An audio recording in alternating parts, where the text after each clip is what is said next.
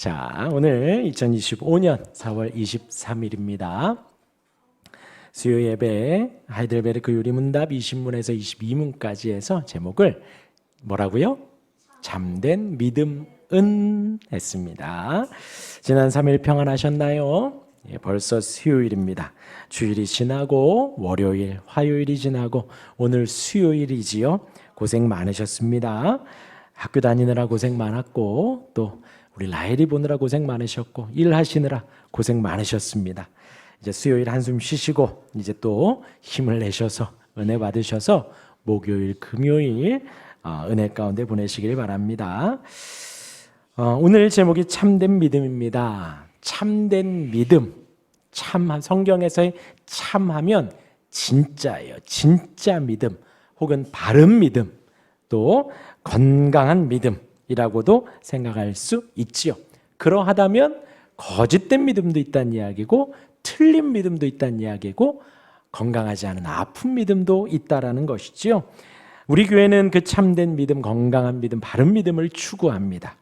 당시에 지금 이제 우리가 요리문답, 하이델베르크 요리문답을 배우고 있는데 이때 당시에 로마 가톨릭 또한 그 외에 여러 이단들이 성행하고 있었고 그 가운데에서 이 참된 믿음을 지키기 위해서 우리 여러 믿음의 선배들이 이 신앙 고백서 혹은 교리 문답을 만들어내며 우리 기독교의 참된 믿음은 이러하다라고 지켜갔습니다. 지금은 그때만큼 어떤 가톨릭의 영향은 없지만 그냥 단순히 저와 여러분들 우리들 같은 경우는 뉴스로만 가톨릭이 이러하구나 무슨 일이 있었구나 뭐 등등으로 보지요. 그러나 지금 이제 이때처럼 그런 가톨릭의 지대적인 영향 속에 있지는 않았습니다. 지금은 그때 이때보다는 많이 자유로운데 그 자유로운 만큼 또 거짓된 믿음 아까 말씀드린 대로 틀린 믿음 혹은 건강하지 않은 믿음이 너무나도 많다는 것입니다. 많다는 거예요. 단순히 우리는 지축중인교회 안에 이 울타리 안에 있다고 우리가 또 안심하기도 좀 그래요. 너무나도 보편적으로 우리 기독교라는 이름으로 또 교회 안에라는 이름으로 해서 여러 가지 이단 사설들이 이단 주장들이 있기 때문입니다. 그 모든 것에 있어서 저와 여러분 개인적으로도 마찬가지예요. 개인적으로도 그냥 단순히 이해를 돕기 위해서 저 같은 경우도 이렇게 앞에서 설교할 때 설교 잘하고 싶고 은혜 끼치고 싶고 막 여러 가지 제 안에 인간적인 그런 욕심들이 있지요. 그럴 때 아무 생각 없이 빨간 넥타이 하면 잘 될까? 파란 넥타이 하면 잘 될까? 정장을 아니면 뭐 다른 색깔을 뭐 셔츠를 어떻게 하면 등등의 그리고 나오기 전에 항상 핸드크림 바르고 뭐 주일날은 꼭 뭐 이렇게 끼고 이러한 것이 제가 농담 삼아 말씀드렸지만 우리 안에 혹 우상이나 건강하지 못한 믿음으로도 있을 수 있다라는 것이죠. 모든 우리의 삶의 모든 상황 속에서 그러한 것들을 우리는 늘 개혁해 가야 합니다. 갱신해 가야 해요. 늘 우리는 새롭게 해야 합니다. 무엇으로요? 이 말씀으로 내 안에 있는 모든 거짓된 부분들은 다 내려놓고요. 참된 부분, 바른 것, 건강한 믿음을 찾아서 말씀 안에 내 안에 계속해서 개혁해 가야 합니다. 그래서 제가 종종 말씀드리죠. 기도할 때 한국말로 기도하라 말씀을 드리죠. 사실 많이 중요합니다. 우리에게 있어서. 우리가 기도를 함에 있어서 기도하는 그 한마디 한마디 내용을 우리가 정리해서 누군가에게 말하듯이 논리정연하게 말을 하고 이렇게 주어와 서술어 혹은 목적어 등을 생각을 해서 하나님 앞에 그렇게 말하는 것도 우리의 건강한 신앙에 참된 믿음을 이루어 가는데 하나의 작은 발걸음이 되어져요. 그리고 제가 성경 늘 읽으라고 말씀드리지요. 우리의 믿음의 기초는 늘 성경입니다. 성경으로 돌아가는 거예요. 매일매일 여러분 성경 읽는 일에 근데 이제 어떻게 읽으라고요? 이따가 자 오늘은 하나님이 어떤 말씀을 주실까? 이렇게 보시면 안 돼요. 오늘은 오바댜를 주셨네. 오호 오늘은 여호수아를 주셨네. 이렇게 보시면 안 돼요. 아시겠죠? 예, 창세기부터 계시록까지 혹은 잘 모르겠다 싶으면 마태복음부터 마태, 마가, 누가, 요한, 신약부터 읽어가셔도 되고요. 혹은 시편을 읽으셔도 되고 그렇게 앞뒤 문맥을 좀 따져서 처음부터 성경을 꾸준히 읽으시기를 권면드립니다. 그러한 것들이 그런 작은 걸음걸음이 우리 안에 참된 믿음을 세워가는 한 걸음 한 걸음이 되어집니다. 오늘 이제 그 참된 믿음, 제가 약간 잔소리 겸 했지만 오늘 요리문답은 어떻게 말을 하고 있는지 제가 드린 이 말씀과 또 얼마나 맞고 혹은 틀리는지 한번 생각해 보시기를 바랍니다. 먼저 20문, 21문, 22문 제가 문을 읽으면 여러분들이 답을 큰 소리로 읽어주시면 됩니다. 20문입니다. 그러면 아담 안에서 모든 사람이 멸망한 것처럼 그리스도를 통하여 모든 사람이 구원을 받습니까?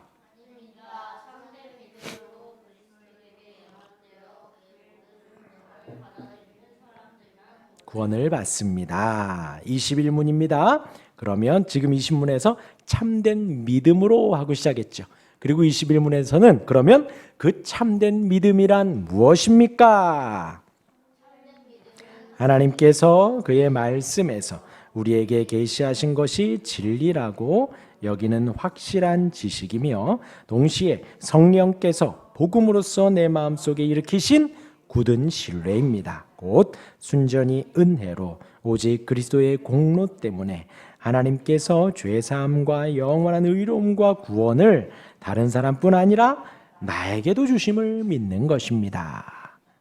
참된 믿음이 이러하다는 것입니다. 그러면 22문에 그러면 그리스도인은 과연 무엇을 믿어야 합니까? 시작.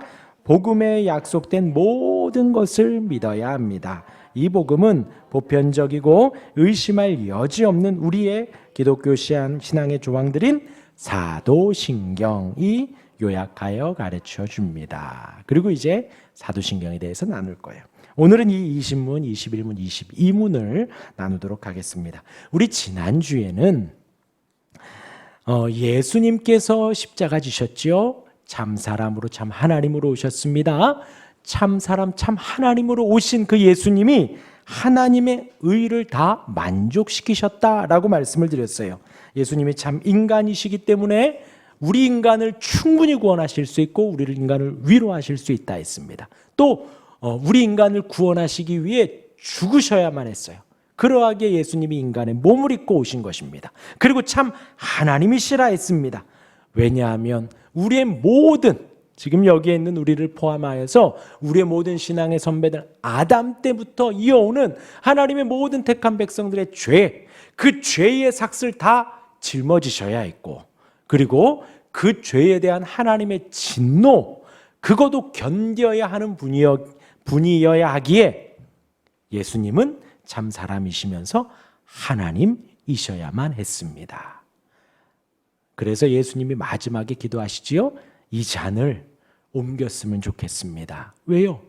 예수님이신 그분도 너무나도 무겁고 아프고 힘겹기 때문에 그러한 거예요. 방금 말씀드린 우리 모든 하나님의 택한 백성들의 죄의 무게 그리고 그에 대한 하나님의 진노 그것이 너무나도 두렵기 때문에 우리 주님조차도 마지막 기도가 이 잔을 내게서 옮겨주옵소서. 그러나 나의 원대로 마시고 아버지의 원대로 하옵소서 하고 짊어지셨지요. 그리고 여러분들 종종 계속해서 말씀드리지만 예수님은 그때서부터 가룟 유다의 배신 또 군인들의 결박 이끌려 가셔서 많은 대제사장들의 거짓 고소 빌라도의 심판 십자가에 오르시기까지의 모든 상황에 예수님의 행동은 다 능동태라고 했습니다. 끌려가시거나 잡혀가신 것이 아니라 예수님이 직접 그 지기 힘든 십자가의 무게를 친히 지셨다라는 거예요. 왜요? 저와 여러분들을 너무나 사랑하셔서 우리를 너무나 사랑하셔서 우리를 구원하시기 위해 그 죄의 무게를 다 제하여 주시기 위해 우리 예수님이 그 사역을 감당하셨습니다. 그래서 하나님의 의를 다 만족했다라는 거예요. 하나님의 뜻을 다 이루셨다라는 것이에요. 우리 예수님이요. 이제 그 믿음 안에, 그 예수님의 그 구원 안에 오늘 이 신문의 질문이 뭐라고요? 모든 사람이 멸망했지, 아담으로 인해서 멸망했지요. 그와 같이 그리스도를 통하여 모든 사람이 구원을 받습니까? 라는 거예요. 예수님의 구원을 우리가 지난주까지 배웠어요. 그리고 그 예수님의 구원이 모든 사람에게 다 적용이 됩니까? 라는 거예요. 답이 뭐죠? 그렇지? 그래요? 그렇지 않아요? 그렇지 않아요. 그렇지 않아요. 지금 이 답은 그리 어렵지 않습니다. 이 답은 이 신문의 답, 참된 믿음으로 그리스도와 연합되어 그의 모든 은덕을 받아는 사람들만 구원을 받아요. 모든 사람이 구원을 받는 게 아니에요. 모든 사람, 지금 방금 말씀드린 대로 참된 믿음이 없는 사람도 구원을 받는 것이 아닙니다. 그리스도와 연합되지 않는 사람도 구원을 받지 못합니다. 그리고 그의 은덕, 은혜, 하나님의 은혜를 받아들이지 않는 사람은 구원받지 못한다라는 것이지요. 어렵지 않지요. 그리고 지금 여기에서 나온 참된 믿음으로 그리스도와 연합되어 그의 모든 은혜를 받아들이는 것, 그것을 우리 요한복음 3장에서 니고데모와의 대화에서 뭐라고요? 거듭나야 된다 라고 예수님이 니고데모에게 말씀을 하셨죠. 우리 요한복음 3장 3절 같이 읽어볼까요? 시작. 예수께서 대답하여 이르시되 진실로 진실로 내게 이르노니 사람이 거듭나지 아니하면 하나님의 나라를 볼 수 없느니라. 거듭나야 된다. 다시 태어나야 된다. 그 거듭나는 사람만이 하나님의 나라를 볼 수 있고 구원받을 수 있고 천국에 이를 수 있다. 세상 모든 사람들이 거듭나지 않은 사람들까지 그 구원에 이르거나 천국에 가거나 하나님의 나라를 볼 수 있는 것이 아니다라는 것이지요. 그러하기에 저와 여러분들을 위해서 우리 3장 16절 안에 하나님이 세상을 시작. 하나님이 세상을 이처럼 사랑하사.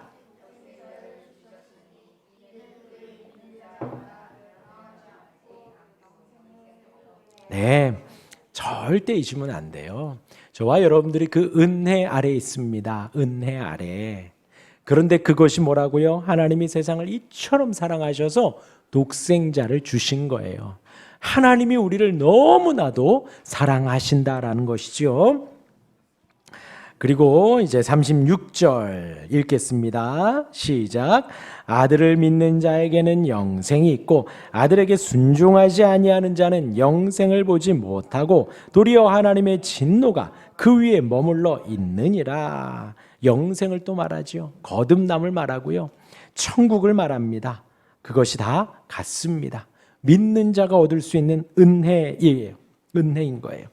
근데 그것이 어떻게 가능하다고요? 성령의 거듭남으로만 가능합니다. 지금 이 3장이죠. 요한복음 3장. 이제 3장 8절에 보면요. 성령으로 나는 것을 비유하기를 바람으로 비유를 하셨어요. 예수님께서. 우리가 바람이 어디서부터 와서 어디를 향하고 어디로 가는지 그 시작점과 종착점을 모르는 것처럼 우리가 성령으로 거듭나는 것도 마찬가지다라는 거예요. 하나님이 주시기 때문에 우리가 받는 것이고 하나님이 허락하셨기 때문에 받는 것이에요. 이렇게 하면 성령 충만을 받습니다. 이렇게 하면 성령의 능력을 받습니다. 다 거짓말입니다. 다 거짓말입니다. 아시겠죠? 성령은 인격이에요. 하나님이십니다. 하나님께서 하나님의 택한 자, 하나님의 사랑하는 백성들에게 오셔서 가르쳐 주시고 인도해 주시고 붙들어 주시는 거예요. 그렇게 성령의 인도하심 따라 거듭나고 하나님의 말씀에 순종하는 자만이 영생에 이르고 하나님 앞에 이르게 되는 것입니다. 기억하십시오. 세상 모든 사람들을 다 구원하지 않으십니다. 그러려고 십자가를 지신 것이 아니라는 거예요. 저와 여러분들 택자들을 위해서 예수님이 십자가를 지신 거예요. 십자가를 지신 거예요. 여러분 모든 사람이라고 하면요. 우리 이제 지금 이 시대에 사는 사람들 말고 성경만 보더라도요. 모세 우리 출애굽기 봤지요. 이스라엘과 모세를 거부하고 하나님의 그 10가지 재앙 속에서 기회를 주시는 하나님의 은혜를 거부한 바로 왕이 있지요. 바로 왕. 그도 구원을 받아야 되는 거예요. 그도. 아니면 그 다음 예수님을 십자가에 못 박은 본디오 빌라도가 있죠. 근데 성경에 보니 뭐라 그랬어요? 민심이 밀란이 날까봐 그들의 눈치를 보고 예수님을 십자가에 못 박은 거예요. 그는 예수님과 대면했습니다. 아무도 없이 홀로 독대를 했어요. 그리고 이분이 죄가 없다는 것을 정확히 알았습니다. 여러 번 확인했어요. 그럼에도 불구하고 무죄인 줄을 알면서도 민심의 눈치를 보며 예수님을 십자가에 넘겼어요. 근데 이 사람도 그러면 천국에 가야 한다는 거예요. 마지막으로 가룟 유다가요. 3년 동안 예수님을 쫓아다녔잖아요. 3년 동안. 쫓아다니며 먹고 마시며 그의 가르침을 보고 들으며 가장 가까이에서 예수님이 어떤 분인지 충분히 아는데도 배신하고 예수님을 넘겼습니다. 그 가룟 유다도 천국에 가야 하는 거예요. 그러나 아닙니다. 이들은 어떤 잘못을 범했냐면 바로도 그렇고 본디오 빌라도도 그렇고 예수님이 무죄함을, 하나님의 권능을, 하나님의 은혜를 충분히 아는데도 불구하고 하나님의 능하심이 얼마나 놀라운지 아는데도 불구하고 그걸 거부한 거예요. 그것을 다 거절한 것입니다. 가룟 유다도 마찬가지고요. 우리가 얼마 전에 오병이어 말씀드렸잖아요. 예수님의 품속에서 오병이어, 그 작은 도시락이 계속해서 예수님의 품속에서 빵이 만들어집니다. 예수님의 품속에서 물고기가 만들어져요. 그리고 제자들에게 나눠주면 제자들의 품속에서도 물고기가 만들어지고 빵이 막 만들어지는 거예요. 그걸 경험한 가룟 유다임에도 불구하고 예수님을 등진 거예요. 우리가 하나님의 사랑을 입고 등지고 하나님의 사랑을 보고 등지고 배도라 그러죠. 배신이라 그랬죠. 아담과 하와가 선악과를 따먹은 바로 그런 거예요. 하나님의 능하심을 알지만 선악과를 따먹은 겁니다. 자의적으로 하나님을 배신하기 위해서, 돌기 위해서 먹은 거예요.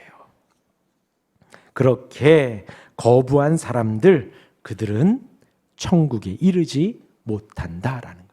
구원에 이르지 못한다라는 거예요. 그러하기에 모든 사람을 위해서 예수님이 십자가에 못 박히셨다. 그것은 예수님의 십자가를 되게 무시하는 거예요. 하나님의 택한 백성들을 위해서 우리 주님이 십자가를 지셨다라는 것이 옳은 말입니다. 하나님의 의로움과 공의와 정의를 드러내는 말입니다. 그렇게 이제 모든 사람이 구원받는 것이 아니라 참된 믿음으로 그리스도에게 연합되어 그의 모든 은덕을 받아들이는 사람만 구원을 받습니다 라고 했지요. 이어서 21문입니다. 그러면 참된 믿음이란 무엇입니까? 참된 믿음은 하나님께서 그의 말씀 안에서 우리에게 계시하신 모든 것이 진리라고 진리로 여기는 확실한 지식. 아시겠죠? 이 말씀이 확실한 지식이라는 것이고요. 동시에 성령께서 복음으로서 내 마음속에 일으키는 굳은 신뢰, 믿음, 지식과 믿음이 참된 믿음이 되는 거예요. 하나님을 아는 지식, 말씀에 대한 그 지식과 이거에만 치우치면 안 된다는 거예요. 성령께서 우리 안에 믿음을 일으켜 주셔야 된다는 거예요. 그러하니 우리의 믿음의 주인이 누구예요? 성령님이, 하나님이세요. 내가 믿어야지 한다고 믿어지는 것이 아닙니다. 믿어지지 않을 수 있어요. 왜요? 아브라함도 안 됐다니까요. 지금 니고데모도 3장에 예수님과 충분히 대화했는데도 믿음이 그땐 생기지 않았다니까요. 하나님이 우리 안에 믿음을 천천히 일으키시고 천천히 채워가시는 거예요.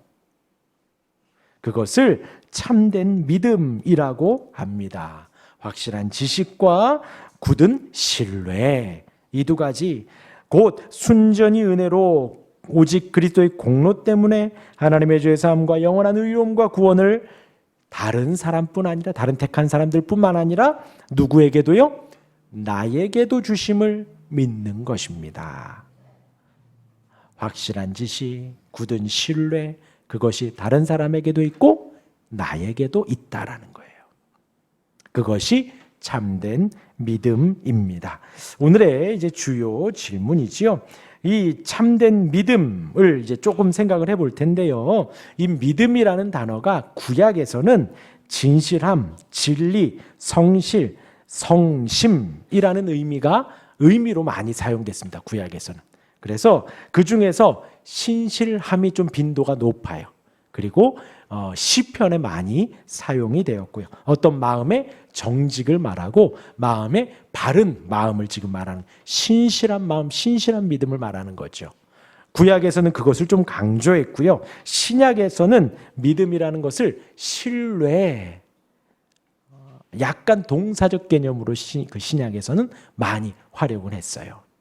예수님을 믿는다 하기 때문에 고백도 있어야 하고 그러한 삶도 따라야 한다라는 것. 그것을 신약에서는 많이 그런 신뢰라는 의미로 많이 사용을 했고 로마서에 좀 빈도가 높습니다. 이 믿음이라는 단어가. 그러니까 예수님을 신뢰한다라는 거예요. 우리의 마음을 다해서. 하나님을 신뢰하며 믿으며 사는 것입니다. 우리의 마음을 다해서. 그것이 믿음이라는 단어입니다. 여기에서 이제 믿음의 세 가지 요소를 간단히 볼 텐데요. 뭐라고요? 1번, 2번, 3번 같이 읽어봅시다. 시작. 의지적 요소. 뭐 어떤 내용인지 딱 알겠지요? 이 믿음에는 지적 요소가 있다라는 거예요. 우리가 배우는 것이죠. 그냥 혼자 상상하는 대로 우리가 하나님을 믿는 게 아닙니다. 상상하는 대로.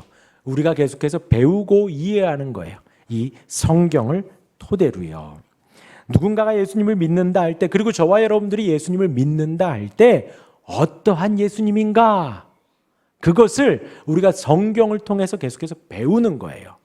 알겠죠? 이 지적 요소를 절대로 우리가 간과하면 안 됩니다.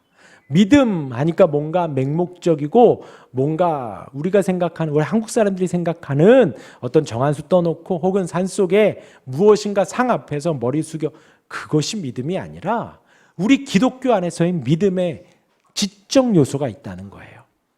성경을 통해서 하나님이 어떠한 분인지, 예수님이 어떤 분인지, 성령님이 어떠한 분인지 우리가 날마다 알아가야 한다는 것이지요. 그리고 하나님을 그렇게 알고 성경에 기록된 우리 사람은 또 어떠한지 알고.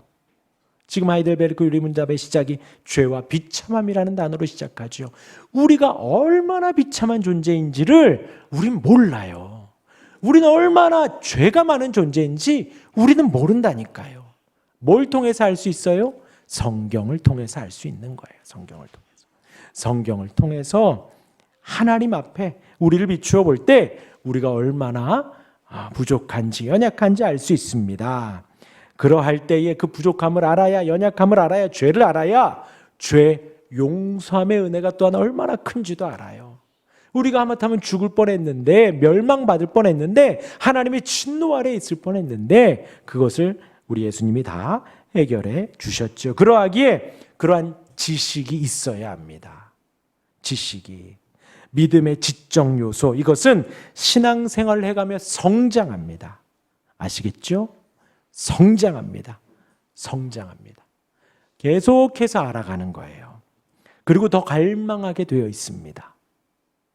말씀을 더욱더 갈망하게 되어 있고요. 더 알고 싶은 마음이 있어요. 생기는 거예요. 그렇게 이제 신앙생활에서 지적 요소가 약해지면 말씀드린 대로 신비주의나 샤머니즘으로 우리가 빠지기가 쉽습니다.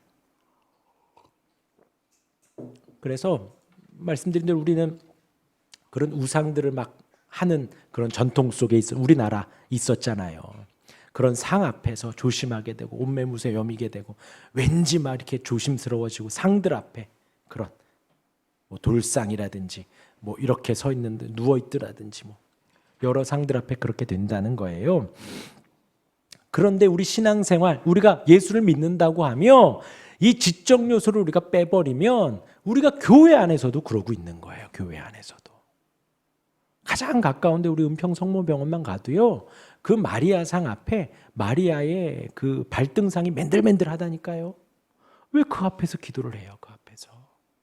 근데 저와 여러분들도 어떻게 하면 그럴 수 있어요? 십자가 앞에서 괜히 머리를 조아릴 수 있고요. 예수님의 상 괜히 집에다 사다 놓고 그 앞에서 우리가 위로를 얻으려고 하기도 하고요. 조금 더 그러면 이 성경책을 괜히 우상시하는 분들도 있어요. 던지면 안 된다 그러고, 머리 베고 자면 안 된다 그러고, 발로 밟으면 안 된다 그러고. 그렇죠. 소중히 여겨야지요. 소중히 여겨야지만 이것을 우상시하면 안 된다라는 것이지요. 이 지적 요소가 우리에게서 우리가 간과하게 되면 신비주의나 샤머니즘, 맹신에 빠지기 쉽습니다. 혹은 반대로 너무 이 지적인 것만 과하게 되면요, 사색에 빠지게 되고 판단이나 남을 정죄하기 쉽습니다. 우리 신약의 예수님을 따르던, 예수님을 손가락질하던 바리새인들이 그러했죠. 그들의 시작은 매우 좋았어요. 바리새인들의 시작은요, 성경을 연구하고 율법을 연구하며 하나님의 뜻대로 잘 살아가자. 그래서 자기들이 300여 가지의 율법을 더 만들었습니다. 그러면서 그걸 가지고 다른 사람을 정죄하게 이르렀죠. 본인들은 짐을 전혀 지지도 않고. 이 지적 요소를 아주 적당하게 잘 유지해야 합니다.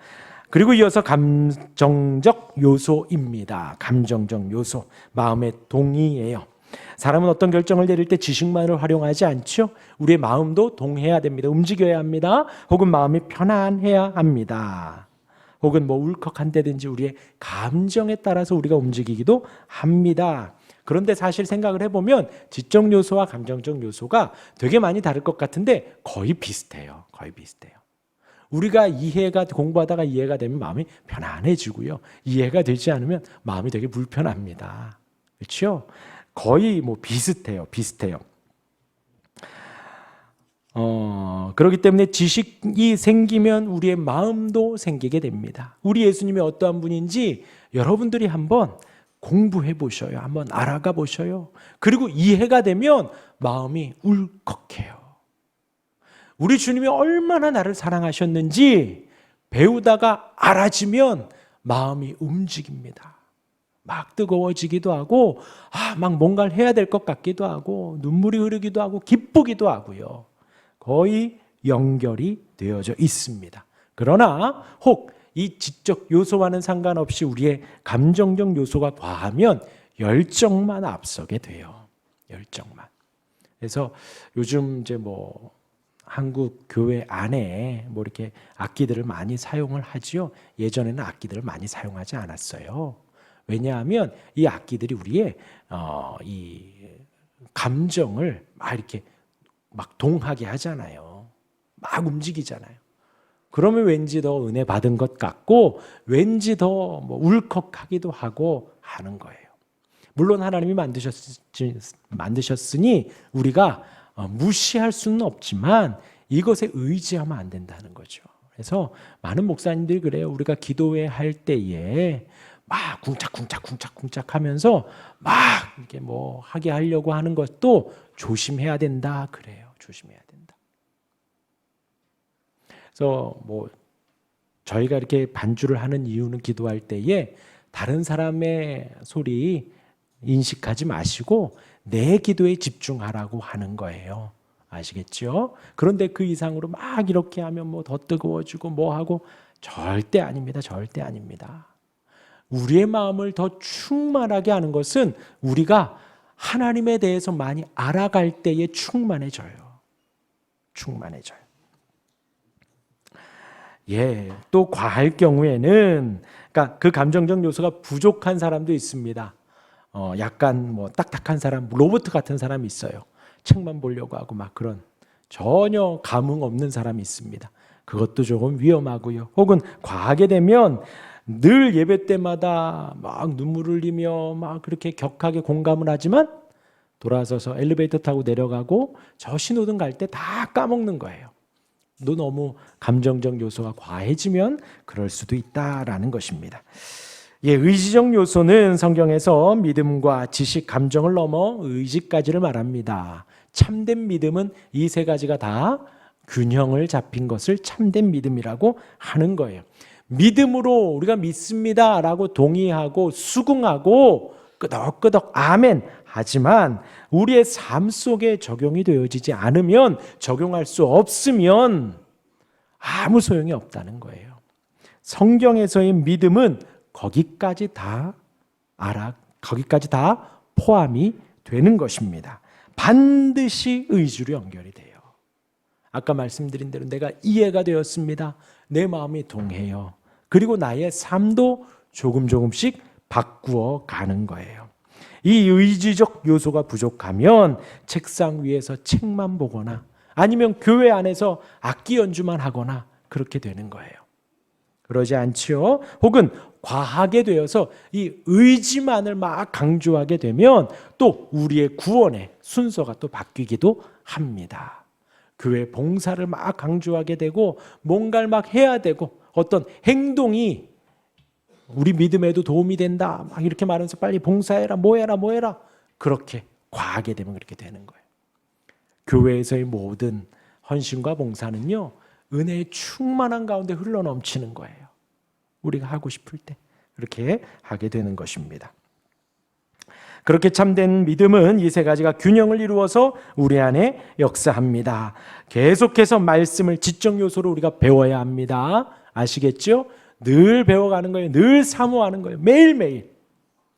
어떤 하나님을 믿는지, 우리에게 얼마나 죄가 많은지 성경에서 배워갑니다. 예수님이 어떤 사역을 했는지 이 모든 것을 통해서, 성경을 통해 우리가 지적 요소로 들어옵니다.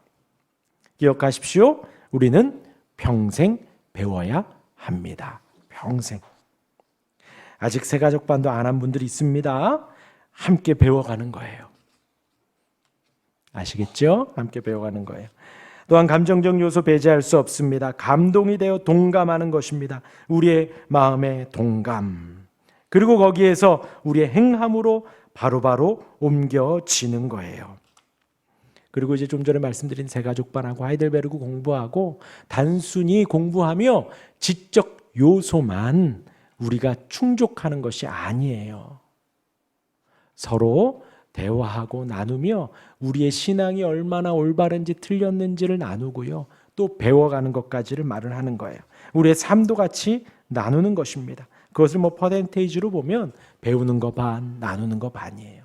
배우는 거 반, 서로 알아가는 거 반. 그러하니 지금 온라인으로라도 듣는 모든 분들 새가족반이나 하이델베르크 꼭 시작하시기를 바랍니다. 꼭 배워야 합니다. 그리고 의지가 필수예요.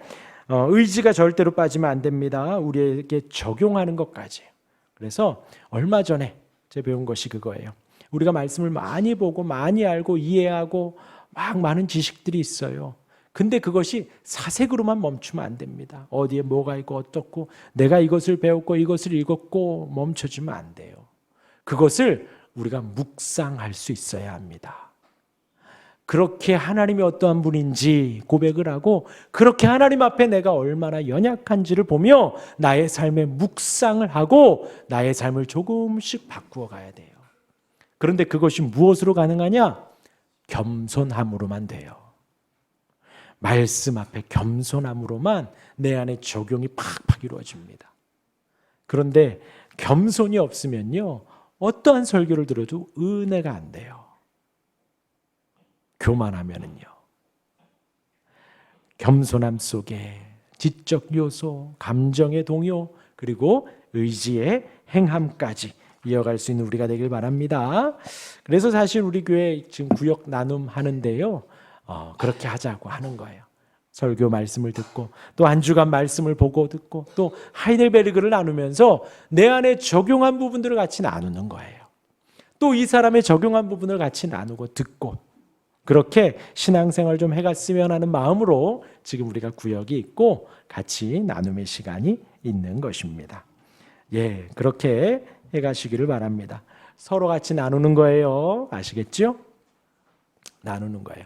저 사람의 이야기를 듣는 것입니다. 그리고 나의 이야기를 하는 거예요. 절대로 누구를 가르치려 하지 않는 거예요. 상대의 말을 잘 들어주어야 합니다. 성경에서 듣는다라는 것은요, 듣는다라는 것은 단순히 소리를 듣는 것을 듣는다라고 하지 않아요. 듣고 내가 수긍하고 아멘 하는 것까지, 그리고 나의 삶에 적용해서 행동이 바뀌는 것까지를 듣는다라고 하는 거예요. 듣는다. 그렇게 할 수 있는 우리 모든 성도님들 되시길 바랍니다. 그게 이제 참된 믿음, 확실한 지식입니다. 확실한 지식. 그리고 그것은 굳은 신뢰와 구성이 된다 그랬죠. 참된 믿음, 확실한 지식. 방금 이 믿음에 대한 요소들을 막 나눴습니다. 그리고 그것은 굳은 신뢰로 참된 믿음이 완성이 되는 거예요. 굳은 신뢰는 무엇으로 가능하다고요? 성령으로 가능합니다. 성령께서 우리 안에 믿음을 주시는 거예요. 그러니 잡으세요. 방금 우리 요리문답 교리라고 말씀을 드렸어요. 이것이요, 제가 여기 여러분들 적으십시오. 밑줄 그으십시오. 이거 중요합니다. 별표하세요. 제가 지금 그렇게 말씀드리지 않아요. 왜요? 이 모든 나눔 속에 성령의 역사가 항상 열려있기 때문입니다. 여러분들이 그 자리에 앉아 있으면서도 하나님 나에게 알려주십시오. 도대체 참된 믿음을 나에게 알려주십시오 하셔야 하나님께서 우리에게 굳은 신뢰를 주셔서 참된 믿음으로 서 가는 것입니다. 그렇게 성령께서 확실한 지식을 가지고 내 마음속에 굳은 신뢰를 이루어 가시는 거예요. 그리고 성령께서 우리 안에 오직 그리스도의 공로로 죄사함과 의로움을 알게 하셔요. 내 모든 죄가 용서되었음을, 내가 의롭게 되었음을 알려주십니다. 그리고 그 다음 중요한 거예요. 그 얻은 구원을 다른 사람도 믿고 있는 걸 우리가 보는 거예요. 그리고 또 그 믿음이 누구의 것이라고요? 나에게도 주심을 믿는 거예요. 나에게도. 얼마나 감사한지 모릅니다. 그 하나님의 놀라운 구원의 은혜가 날 위한 거예요. 하나님의 성경에 기록된 그 많은 사랑이 나를 위한 거예요. 아브라함의, 이삭의, 다윗의, 모세의 그런 믿음이 아니라, 그 믿음도 맞지만 그 믿음이 누구의 것이라고요? 나에게도 주심을 믿는 것입니다.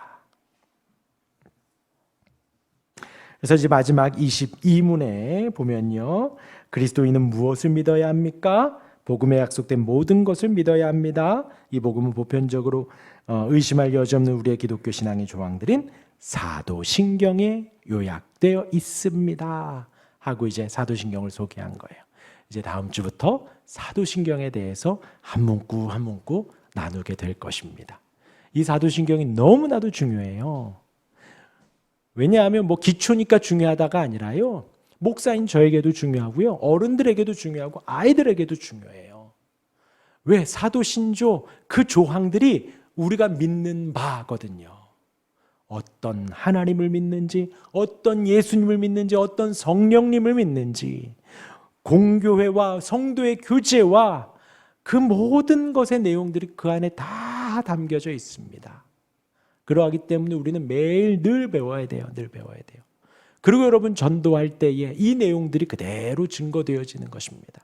성부 하나님이 어떤 분이신지, 성자 하나님이 어떤 분이신지, 성령 하나님이 어떤 분이신지, 어떤 사람에게는요, 전도할 때에 예수 전당 불신지옥, 우리 과거에는 그렇게 했지만요, 성부 하나님의 위로가 있는 분, 위로가 필요한 분이 있습니다. 그분에게는 성부 하나님의 은혜와 능력을 증거하는 거예요. 또한 예수님의 죄사함과 예수님이 우리를 의롭다 여겨주시는 그 은혜가, 십자가가 필요한 복음이 또 있습니다. 그러한 사람이 있습니다. 또 성령이 함께 하시는 위로가 필요한 사람이 있습니다. 거룩한 공교회로 나오십시오. 성도의 교제가 있습니다. 이러한 내용이 필요한 사람이 있습니다. 사람마다 다 다르니까요. 그냥 아무나 만나서 예수 믿으십시오, 예수 믿으십시오, 이 말도 틀린 건 아니지만 아시겠죠? 각자 하나님 각각의 인격 속에 그 사람들에게 필요한 복음의 내용이 있다는 거예요. 근데 그 복음의 내용이 어떤 프로그램이 아니라 사도신경 안에 다 녹아 들어가 있다는 것입니다. 그것을 우리가 믿습니다. 우리 같이 찬양하고 기도하겠습니다.